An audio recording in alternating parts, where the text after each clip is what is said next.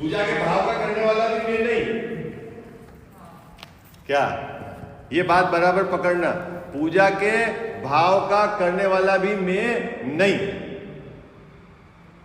तो ये जो कर्ता कर्म की भ्रांति है ये मिटनी चाहिए।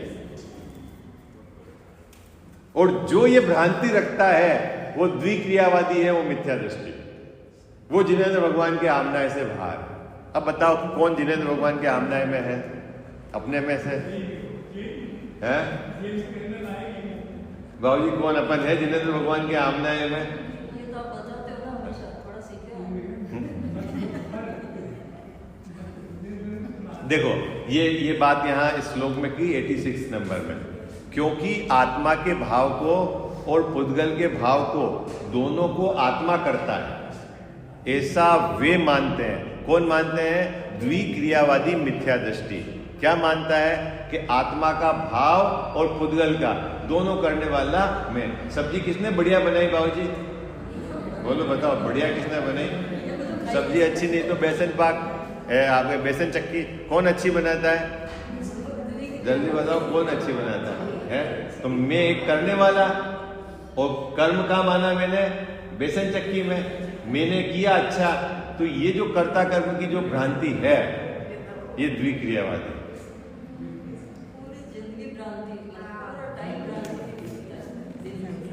इसीलिए एक द्रव्य के दो क्रियाओं का होना मानने वाला मिथ्या दृष्टि है।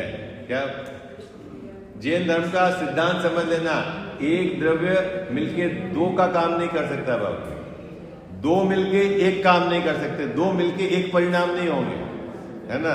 एक दो द्रव्य का काम नहीं करेगा। इतना बिल्कुल एकदम सत्ता आपको समझ में आनी चाहिए, स्पष्ट भिन्न सत्ता ये है। इसी के समर्थन में अमृतचंद सूरी के कलश काव्य दृढ़ता पूर्वक प्रस्तुत करते हैं। देखो पहले जो अपन ने पढ़ी अभी 86 गाथा कुंद आचार्य की थी। अब 1000 बरस बाद आचार्य अमृतचंद सूरी महाराज ने इसी बात को पुष्ट करने के लिए क्या एक कलश लिखा है, यह परिणमति सकर्ताच। क्या लिखा? यह परिणमति सकर्ता, यह परिणामो भवेतु तत्कर्म, या परिणति क्रियासा त्रयमपि भिन्नम न वस्तुतया। वस्तु से ये भिन्न नहीं है। क्या? कर्ता कर्म और क्रिया वस्तु से भिन्न नहीं, ये एक में ही घटेगी। हाँ, कर्ता भी वहीं घटेगा वस्तु में। घड़ा बना तो घड़े का कर्ता कौन? मिट्टी। कर्म क्या है? घड़ा, जो घड़ा कर्म है वो भी कौन, किसका कर्म है? मिट्टी। और क्रिया जो है वो भी मिट्टी ने की है। ये तीनों चीज इससे बाहर, इससे बाहर यदि कुछ मानते हो तो आप समझ लेना मिथ्या दृष्टि। इसका मतलब ये होगा कि वस्तु का स्वरूप पहले समझना पड़ेगा, उसके बिना तो काम चलेगा ही नहीं। इसीलिए तो स्वाध्याय का मुख्यता है, जोर है। वाय धर्म के नाम पर सबसे उत्कृष्ट काम जो है जैन साहब, वो ध्यान है। ध्यान के काल में आत्मानुभूति होती है, लेकिन ध्यान सही कैसे हो, है ना? उसके लिए आपको स्वाध्याय जरूरी है। ठीक है? अगर आपने स्वाध्याय करके ध्याता ध्येय को अच्छे से नहीं समझा तो आप आंख बंद करके भी बैठोगे ध्यान के नाम पे, तो आपको क्या होगा? आर्त ध्यान, रौद्र ध्यान होगा, धर्म ध्यान नहीं होगा। आई बात समझ में? और स्वाध्याय करके वस्तु स्वरूप को नक्की करना है। और वस्तु स्वरूप नक्की करना है, उसके लिए आपको आचार्यों के वचन को समझना पड़ेगा। और सबसे बड़ी बात, दिक्कत क्या है बाबूजी? ये स्वाध्याय भी करने लग गया, लेकिन चक्कर क्या है कि आचार्य भगवंत की अपेक्षा नहीं समझ रहा। पढ़ता यहां है और अपेक्षा अपनी लगाता। बात समझ में आई? क्या गड़बड़ी हो रही? पढ़ता तो यहां है, अंदर में मानता तो ऐसा है, देखो स्वाध्याय कर रहा हूं मैं, परम तप है, लेकिन अपेक्षा क्या लगाता है? अपनी लगाता। अर्थ अपनी मर्जी से घटाता है। ये गड़बड़ है। ठीक है? तो अपने को सबसे पहले क्या करना है? स्वाध्याय में आचार्य भगवंत की अपेक्षा तक पहुंचना है। वो क्या कह रहे हैं वो अच्छे से बराबर समझनी है, उसमें कोई जल्दीबाजी नहीं करनी है। और कोई भी जोड़ नहीं रखना अपना, क्योंकि अपने पास तो मिथ्यात्व है, अपने जोड़ से क्या होने वाला है। आचार्य भगवान क्या कह रहे हैं वो बात हमारे को समझनी है, और जब अच्छे से समझ में आ जाए, कहीं पूर्वापर दोष नहीं लगे कि हाँ ये बात तो यहाँ भी बैठ रही है, यहाँ भी बैठ रही है, यहाँ भी बैठ रही है, यही बात सच्ची है, ये नक्की करके फिर यहाँ घटाना है। जल्दी जल्दी करने नहीं जाना है कि चलो साहब अभी तो सम्यक दर्शन हुआ ही नहीं, वस्तु स्वरूप का निर्णय नहीं हुआ, अब टाइम निकला जा रहा है, मनुष्य में हो रहा है, अब फटाफट चारित्र को अंगीकार करें, भैया वो मिथ्या चारित्र के पाले में जाएगा। बिल्कुल आगत की जरूरत नहीं है ना। एक जने बोले हमारे बहुत अच्छे परिचित है, उन्होंने क्या है कि वो ले ली, क्या दीक्षा ले ली, बोले अब स्वाध्याय तो तुम बहुत करते हो, अब कुछ करो आप। क्या करूं मैं, हैं? बोले नहीं तो उपवास की प्रैक्टिस करो। किसकी प्रैक्टिस करना है बाबूजी? उपवास की प्रैक्टिस करना। अभी देखो मैं आपको बोलता हूं, अगर आपको ध्याता नक्की नहीं है और आप अभी उपवास की प्रैक्टिस करोगे तो वैसे तीन गति के जीव तो बाहर में नहीं मिलेगा, तो उपवास हो ही रहा है उनके। आपकी भाषा में आप करते क्या हो भोजन छोड़ के? मुझे ये बताओ ना, भोजन छोड़ के कर क्या रहे हो? नहीं साहब भोजन नहीं कर रहे, इतना तो हमारे पास तो है, जिनके पास नहीं है वो नहीं करे। अरे वो करते क्या हो? मुद्दे वाली बात। आपको कुछ पता है कि क्या उद्देश्य है हमारा? नहीं पता। अब वो उसमें संतुष्ट हो गए क्रिया में और अपने को धर्मात्मा मानने लग गए। एक और ऊपर से मिथ्यात्व ने चादर ओढ़ा दिया आपको, मैं धर्मात्मा, देखो मैंने उपवास कर लिया, मैंने देखो ये भोजन शुद्ध कर लिया, मैंने ये तो देखो एक समय का भोजन नहीं करा, देखो मैं तो पूजा करता हूं। ये क्या चक्कर है? तो साहब नहीं करे क्या? कहाँ कह रहे हैं मत करो, करो खूब। लेकिन भैया काम काहे के लिए कर रहे हो ये तो नक्की होना चाहिए ना आपको। क्या मुकेश भैया, क्यों आप दुकान जाओ कि नहीं जाओ? जाते हो, काहे के लिए? आपको कुछ पता तो होना चाहिए कि मुझे लाभ अर्जित करना है, कमाने के लिए जा रहा हूं, है? वो पता ही नहीं है आपको। समस्त धर्म की क्रियाओं में ऐसा ही है। और बोलते हो तो बोले नहीं ये तो नया धर्म निकाल दिया। हमका नया है। आचार्य देव कह रहे हैं देखो आपके सामने 2000 वर्ष पुराना सूत्र पढ़ रहे हैं अपन। चलो आगे देखो क्या, जो परिणमित होता है सो करता है, और जो परिणाम है सो कर्म है, और जो परिणति है सो क्रिया है। यह तीनों वस्तु रूप से भिन्न नहीं है। मतलब ये तीन भिन्न अलग अलग वस्तु में नहीं जाना, एक ही वस्तु में है ये। इसका मतलब है कर्ता कर्म क्रिया एक वस्तु में होगी, अलग वस्तु में जो मानता है वो मिथ्या दृष्टि है।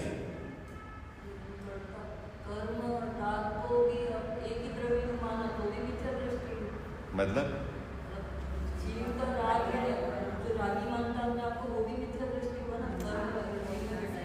दो मैंने कल आपको बताया था, दो चीजें समझो आप, एक अध्यात्म का कथन है और एक आगम का कथन। ये आगम का कथन और एक अध्यात्म का कथन, ठीक है। आगम यहाँ दो चीज में भिन्नता बता रहा है, दो द्रव्य की भिन्नता बता रहा है। एक तरफ जीव है और एक तरफ कर्म है, ठीक है। और दूर में और द्रव्य समझ लो, ठीक है। अभी राग हुआ या जीव में, अगर इस राग का कर्ता कर्म को माने, इस राग का कर्ता अन्य परद्रव्य को माने, तो आचार्य देव पहले ये नक्की करा रहे हैं कि भाई ये जो कर्म है इसका कर्ता यही होगा, यहां नहीं होगा और यहां नहीं होगा। कर्ता कर्म और क्रिया एक ही वस्तु में होगी। तो राग का कर्ता कौन है? जीव। राग का कर्म, राग किसने प्राप्त किया? जीव ने प्राप्त किया।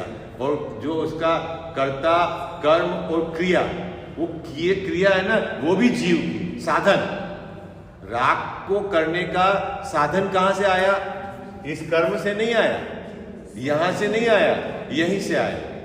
कर्ता कर्म करण, है ना, ये सब कुछ छो यही घटेंगे जीव में। तो अभी इससे क्या नक्की हो गया कि असल में बीमारी यहाँ है।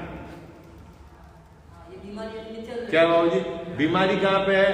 जो पहले ये मानता था कि इस परद्रव्य के कारण मेरे को गुस्सा आ गया, या 8 कर्म में से क्रोध नामक कर्म ने मेरे को क्रोध करा दिया, ऐसा जो मानता था, तो वो क्या करता था, अपन तो अपनी कोई गलती नहीं, क्या करें, क्रोध का उदय है तो क्रोध अब क्या करूं मैं, है अभी इतना खुद करता मायाचारी जैसा और बोलता क्या करूं, इस प्रकार के कर्म का उदय है, ऐसे भाव हो गए, मैं क्या करने वाला हूं।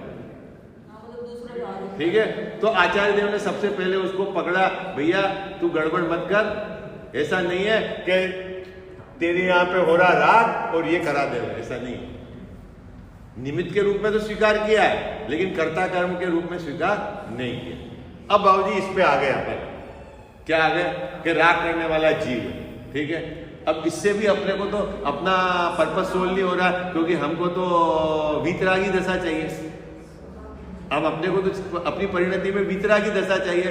तब एक स्टेप यहां तक पक्का कर लेता है कोई जीव, तो उसको दूसरा स्टेप बताते हैं। दूसरा स्टेप ये बताते हैं कि ये जो राग है ये तेरा कर्म नहीं है।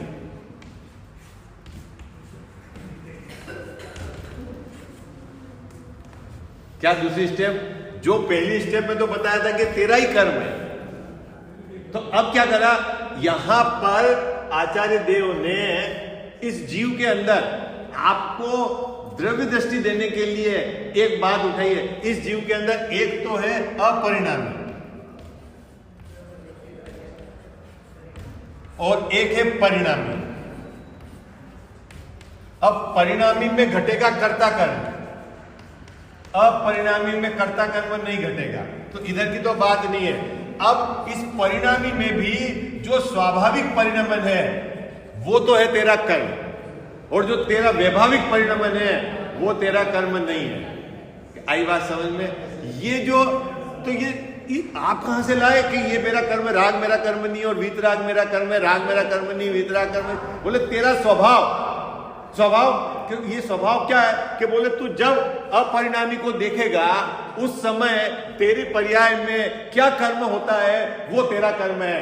तू जब अपरिणामी को नहीं देखता और कहीं भी देखता है तो जो तेरी पर्याय में कर्म होगा वो तेरा कर्म नहीं है, वो पुद्गल का है। हाँ, वो पहुंचना कहाँ है, परिणामी को देखना है ना, उसको जब पर्याय इसकी तरफ देख के परिणामित होती है तो उसको तो तेरा कर्म एक्सेप्टेबल है। आई बात समझ में? और इसकी तरफ नहीं देखती है और कहीं भी देखती है तो ये तेरा कर्म नहीं है, ये कर्ता कर्म है। बात पकड़ में आई बाबू जी? ये जो पूरा कर्ता कर्म अधिकार ऐसे चलेगा। देखो भैया, आप कोशिश बहुत करना समय साल को, नहीं तो होता क्या, मैं आपको प्रैक्टिकल बात बताता हूँ। अवसर मिलता है आपको, 2-4 दिन कोई भी शिविर लगता, कुछ भी आयोजन होता, एक आधी गाथा उठा ली जाती है। अच्छा, वो भी मजबूरी है क्योंकि 4 दिन में कोई जादू नहीं हो जाने वाला है ना। ठीक है, अब उसमें आगे पीछे का प्रकरण क्या है जो भी, और सामान्य सभा है, भीड़ रहती है, तो उनको भीड़ को बिठा के रखने के लिए कभी जरूरत पूर्ति उदाहरण भी दिए जाते हैं, कभी जरूरत नहीं हो तो भी उदाहरण दिए जाते हैं, कभी प्रेरणा की बात भी की जाती है, कभी सामान्य जीव जुड़े। तो उस सभा के अंदर आपको एकदम कॉन्क्रीट मटेरियल एकदम मिल जाएगा जिससे आप विचार, इसलिए आप घर पे आकर उसको गहराई से विचार करें। और ये तो अपनी क्या रोज की सभा है, अब पता है फिक्स के आने वाले भी यही फिक्स है जैसा। ठीक है, कोई नया कोई होने वाला नहीं, तो यहाँ मूल बात अपने करी जा सकती है ना। इसलिए नियमित स्वाध्याय और मौलिक स्वाध्याय दोनों का अपना रोल है। जब तक आप ग्रंथ लेकर स्वयं बैठकर विचार नहीं करोगे, ये आचार्य देव कैसे कह रहे हैं, कैसे कह रहे हैं, यहाँ कैसे घट रहा है, यहाँ तो कर्ता कर्म अभी कह रहे हैं कि 2 भिन्न द्रव्यों में, और यही आचार्य देव जब कर्ता कर्म अधिकार प्रारंभ करेंगे तो कहेंगे कि जो जीव अपने को रागाधिक का कर्ता मानता है वो तो मिथ्या दृष्टि है। वो बात वहां से प्रारंभ करेंगे, है वहां अभी इसकी बात ही नहीं करेंगे, इनकी सीधी बात करेंगे राग की। तो आपको बराबर पिक्चर समझ लो, बात क्या समझाना चाह रहे हैं आचार्य देव और मुझे कहां तक पहुंचना है। बिल्कुल उद्वेलित होने की जरूरत नहीं है, कोई पक्ष रखने की जरूरत नहीं है, कुछ नहीं, एकदम सरल है, एकदम सरल से कि मुझे सीखना है, इस पात्रता को लेकर आप आचार्य देव के चरणों में जाओ, आपको हर चीज समझ में आएगी। अपन को दिक्कत क्या है, जैसे साहब अपने को एक अपना पुराना जो कचरा पड़ा हुआ है ना, जो मैं मानता हूं, उसको हम बिल्कुल सुरक्षित रखकर सब चीज समझना चाहते हैं, वो पॉसिबल नहीं। पहले ये सब कचरा निकालो बाहर, बिल्कुल पात्र लेके, हाँ जो बात सही है वो मुझे स्वीकार करो एकदम, और जो स्वीकार करेगा वो तुरंत चेंज हो जाएगा, और जो उसको स्वीकार नहीं करना है वो कुतर्क ढूंढेगा। यहाँ पे तो ऐसा कहा था आचार्य ने, ऐसा हो सकता है क्या, ये बिल्कुल संभव नहीं है, इसका मतलब है अभी इसको बहुत प्रॉब्लम, अभी तो आचार्य की बात ही सुनने और विचार करने को तैयार नहीं, मानना तो दूर की बात है। हाँ? अभी क्या क्या क्या कह रहे हैं यहाँ पर आचार्य देव, यहाँ पे पंडित साहब ने दो भिन्न द्रव्य की सत्ता में एक ही द्रव्य में कर्ता कर्म क्रिया घटेगी, ये अपने को अभी ये पक्का करना है ना। जब अधिकार चलेगा तब राग से कैसे आचार्य देव ने हटाया, अपन वहां चर्चा करेंगे, ठीक है। चलो आगे। नो भव परिणमतः खलु परिणामो नो भयो प्रजायेत उभयोर्न परिणति स्वाद्यदने कमनेव मेव सदा। दो द्रव्य एक होकर परिणमित नहीं होते, दो मिलके एक परिणाम नहीं कर सकते, ये एकदम पक्का पकड़ लेना। ये जैन धर्म का फिजिक्स समझ लो, या बिल्कुल जो है ना मूल बात, दो द्रव्य मिलकर एक परिणाम नहीं कर सकते, है ना। दूसरा, दो द्रव्यों का एक परिणाम नहीं होता, और दो द्रव्य की एक परिणति क्रिया नहीं होती। दो द्रव्य की क्रिया भी भिन्न होगी, दो द्रव्य का परिणाम भी भिन्न होगा। दो मिलकर न तो परिणाम एक कर सकता है और न क्रिया एक कर सकता है, क्योंकि जो अनेक द्रव्य हैं सो अनेक ही है। बाबूजी, जिसकी सत्ता भिन्न है वो कभी एक होता ही नहीं, अलग है तो दोनों की क्रिया अलग होगी, दोनों के परिणाम अलग होंगे, दोनों की परिणति अलग होगी, वे बदलकर एक नहीं हो जाते। वास्तव में प्रति समय एक पदार्थ में क्रम से एक ही परिणाम होता है। क्या कहा बाबूजी? एक पदार्थ में क्रम से एक परिणाम होता है। इसमें बहुत गंभीर बात है, मतलब कर्ता कौन है, वो परिणाम। देखना कितनी मजेदार बात है, आपको भी ऐसा लगेगा ये क्या है।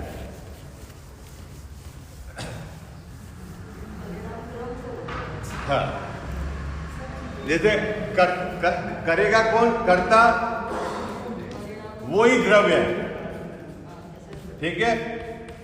अन्य द्रव्य इसका परिणाम नहीं कर सकते। इस द्रव्य का परिणाम अन्य कोई भी नहीं कर सकता। कौन करेगा बाबूजी? ये द्रव्य करेगा, ओके।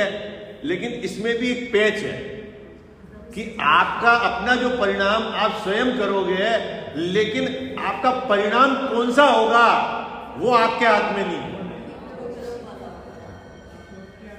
क्या मुकेश जी भाई साहब, करोगे तो आप, लेकिन होगा कैसा, जो क्रम में होगा वो होगा। तो फिर ऐसा करता नहीं बनना आपको। क्या बाबूजी, फिर हमको ऐसा करता नहीं बनना है कि जब मैं परिणाम भी अपनी मर्जी से नहीं कर सकता। नहीं, करोगे तो आप, लेकिन करोगे क्या, कौन सा, जो क्रम से होगा वो करो। ऐसा कहकर आचार्य देव इतना निर्भर करते हैं कि तू जो परिणाम का करता है, उस परिणाम को भी तू तेरी मर्जी से नहीं कर सकता, तू यहां से निर्भर हो जा। ये है क्रमबद्ध। आई बात समझ में आपको? क्या कितने लोगों को समझ में आई? और वो बोले साहब हमको ऐसा करता क्या बनना है, जैसा आपका तो कर ही नहीं सकता, ये तो चलो ठीक, मैं मेरा भी नहीं कर सकता, तो फिर मेरे को नहीं बनना करता। तो नहीं बनना तो अकर्ता पे आ जा। भाई तेरे को नहीं बनना तो तू अकर्ता है, वो मान ले, खत्म कहानी। क्या दिक्कत है? कुछ बात समझ में आई आपको? कितने लोगों को समझ में आई? क्या कहा मैंने? कुछ बात समझ में आई आपको? क्या है? हाँ, तो अनादि का है और फिर रोज अपन पी रहे हैं। बोलते हैं मोह महामत पियो अनादि, तो वो उतरा ही नहीं नशा बाबूजी अभी है। अरे ये तो महाभाग्य में आपको बताऊं कि आप में इतनी पात्रता है कि कम से कम सुन तो रहे हो, बाकी सुने नहीं जीव ये बात, मैं नहीं कर सकता। क्या मुकेश भाई ऐसा क्या बात करते हो आप? हैं? मंदिर किसने बनाया है? 25 लाख रुपए लगाए हमने और बाबूजी ये भवन बनाया है, कौन करता है फिर इसका? है? अरे वो कह रहे हैं कि तू भाई भवन का करता तो मिट्टी है, लेकिन तूने जो भवन बनाने का राग किया ना उसका भी तू करता नहीं है। हाँ, वो भी अगर तू मिट्टी की तरफ देखेगा तो राग होगा, तू अपने स्वभाव की तरफ देख तो तेरे पर्याय में सम्यक दर्शन ज्ञान चारित्र होंगे, और उसको भी तू अपनी मर्जी से नहीं कर सकता, वो क्रम में आएंगे। आई बात सर? अक्रम कुछ नहीं है। देखो ये बात लिखी हुई, क्या कह रहे हैं? वास्तव में प्रति समय एक पदार्थ में, प्रत्येक पदार्थ में प्रति समय क्रम से, बाबूजी क्रम डाल दिया है ना, इसका मतलब है अक्रम कुछ नहीं है। हाँ, परिणाम उसका क्रम से होगा। हाँ, वो क्रम से होगा, अक्रम नहीं है, और सभी द्रव्य में क्रम से होगा। ऐसा सुंदर विश्व है, यदि आप एक भी पर्याय को आगे पीछे ले जाना चाह रहे हो तो समझ लेना इस विश्व को आप खंडित करना चाह रहे हो, इस विश्व को डिस्टर्ब करना चाह रहे हो। जैसे आप समय दर्शन जल्दी लाना है आपको,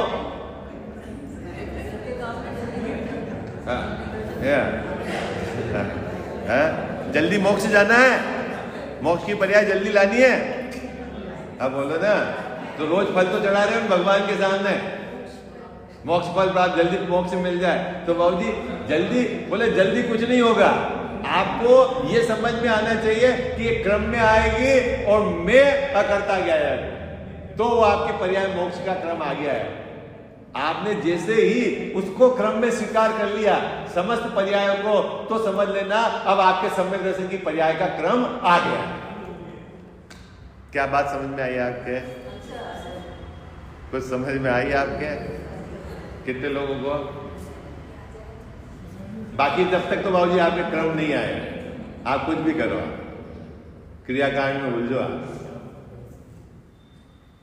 मतलब मुझे अच्छा नहीं लगता क्रियाकांड बोलना, लेकिन आप देखना आपकी इन सब एक्टिविटी में शुद्धात्मा की खोज है क्या? यदि नहीं है तो समझ लेना क्रियाकांड। अब वो आप सब स्वयं अपने खोज करना, आपके स्वाध्याय में, आपके पूजन में, आपके अभिषेक में, आपके मंदिर के जुलूस में, आपकी तीर्थ यात्रा में, आपकी दान में, इस सब में शुद्धात्मा की खोज है क्या ऊर्ध्व में? यदि नहीं है तो समझ लेना कोई कोई बीमारी है, या तो मान कसाई की बीमारी है, या मायाचारी की बीमारी है, या अपने को धर्मात्मा दिखाने की बीमारी है, या पद्धति बुद्धि है, या फिर कुल परंपरा है, या देखा देखी है, कोई ना कोई बीमारी है। कौन ढूंढेगा बीमारी? अपने को निकल रहा है। एकदम सरल है बात। कुछ भी मानो मुकेश जी भाई साहब, आप कुछ करके अपने को धर्मात्मा मानते हो, ये आपकी कल्पना है, वो आप वो कुछ भी करो आप। हाँ, कोई हाँ, सेल्फ सर्टिफाइड है आजकल, तो सरकार भी कहती है आप अपने सर्टिफिकेट में कुछ साइन करके दो, हाँ साहब ये मैंने दिया है। सब ही ऐसे ही है?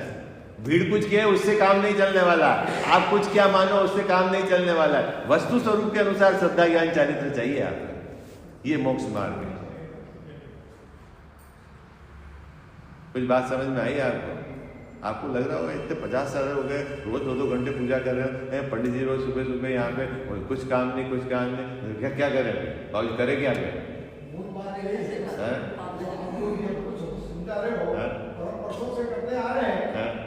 वो एकदम झूठ, मतलब गलत लगता है, वो एकदम स्वीकार नहीं होता है। अरे कई लौकिक के पारलौकिक में स्वीकार नहीं होता है। अभी दादी जी मान लो 50 बरस से कुछ तरीके से बनाते होंगे, नई बहू आई, उसने बोला नहीं जाए ऐसा कर, 50 बरस हो गए मेरे को, मेरे पास तो सर्टिफिकेट है 50 बरस, अब कौन सीखे? तो मतलब सीखना बंद। आपने उस एक्सपीरियंस के आधार पे भाई आप उसको विचार की कोटि में तो लो, कि ये सामने वाला कह रहा है, इसके फिर आपको जचे नहीं जचे जैन साहब ये सेकंडरी मैटर, लेकिन तुरंत हमको क्या 50 बरस हम पागल थे क्या, 50 बरस से ऐसा कर रहे थे? अरे भैया हम आप अब कौन समझावे उस चीज है? और ये वस्तु स्वरूप बिल्कुल स्वीकार हो जाए, हाँ? 1 सेकंड में हमारी सारी बात अरे हल्का हो जाए, मस्त। अभी वो चलता फिरता सिद्ध है यहाँ पे, फिर आप में और उसमें कोई अंतर नहीं है। उनका श्रद्धा ज्ञान चारित्र ठीक है, वो चारित्र की पूर्णता है, श्रद्धा ज्ञान तो आपका भी वैसे ही हो गया वस्तु स्वरूप के अनुसार, फिर क्या चाहिए? है ये है जैन धर्म। कितना सरल है जैन धर्म। चंदन जी बोलो क्या करना है सुखी होने के लिए? है जैसा वस्तु स्वरूप है वैसा स्वीकार कर लो। अपन ये नहीं कह रहे हैं कि जैसा है उसके विपरीत कुछ स्वीकार है, वैसा स्वीकार कर लो।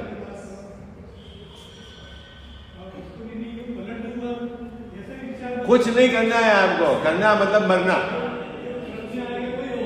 वस्तु स्वरूप को स्वीकार करना। हाँ, करना तो कुछ है ही नहीं, कर सकते नहीं हो आप ये, क्योंकि बिल्कुल विश्व की अखंडित व्यवस्था है, खचित व्यवस्था है, एक के करने से कुछ नहीं होगा।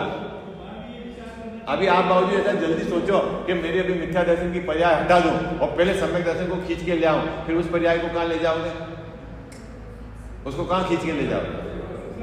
क्योंकि अनादि अनंत की पर्याय तो खचित है वस्तु में, फिर ऐसा पर्याय तो एक समय की कैसे खचित है? अरे अखंडित है व्यवस्था, उसमें खचित है। यहां से आपने निकाल दी मिथ्या दर्शन की पर्याय और यहां सम्यक दर्शन की पर्याय को यहां ले आए, अब इसको कहां ले जाना? इसको कहां ले जाना है? एकदम निर्भर हो जाना बाबूजी, ज्ञाता दृष्टा रहे, उसी में आनंद है। लौकिक में भी आनंद है और पारलौकिक में भी आनंद है। मुकेश जी भाई साहब अभी हम बोलते हैं जमाना ऐसा आ गया है, अभी घर में बोले ज्ञाता दृष्टा रहे हो, हाँ बढ़िया बात है, वैसे भी ज्ञाता दृष्टा रहे हो और यो भी ज्ञाता दृष्टा रहे हो। क्या और ज्यादा हल्ला करोगे वहां से तो वहां से भी बाहर निकाल दिए जाओगे, और यहाँ हल्ला करोगे तो यहाँ से आपको नीचे भेज दिए जाएंगे निगोद में। हल्ला करने की जरूरत नहीं है, वस्तु व्यवस्था तो बिल्कुल व्यवस्थित है, जो है उसको स्वीकार करो।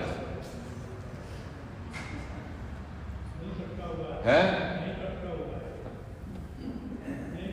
सरल है काम, बहुत सरल है।